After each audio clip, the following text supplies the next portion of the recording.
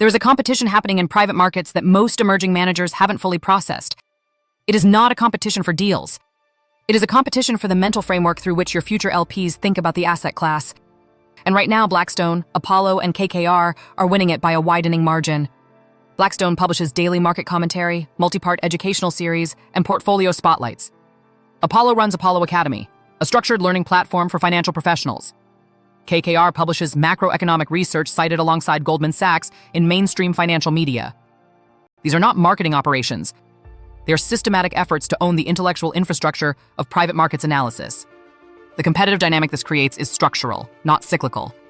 When an LP reads Apollo's research before sitting down to evaluate a competing manager's pitch, Apollo has already defined the vocabulary, the benchmarks, and the risk framework of that evaluation.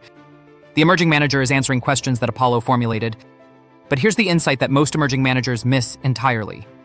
The mega GPs have a content blind spot that is permanent and structural, not because they lack resources, but because of what they are.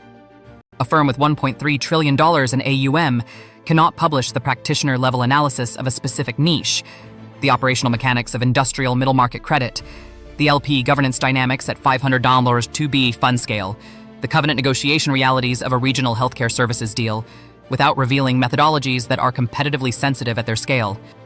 The white space in private markets content is not in volume. It is in specificity and practitioner depth that mega managers structurally cannot provide. That specificity is exactly what an emerging manager or a private markets educator can own. The LP who is trying to allocate to a 500 nominalist industrial credit fund doesn't need another Apollo macro outlook. They need the practitioner analysis that tells them what that fund should look like, how to evaluate the manager, and what questions to ask. That analysis doesn't exist in the mega GP content ecosystem. It can only come from practitioners who operate at that scale. Subscribe if you're building that depth, or if you need it.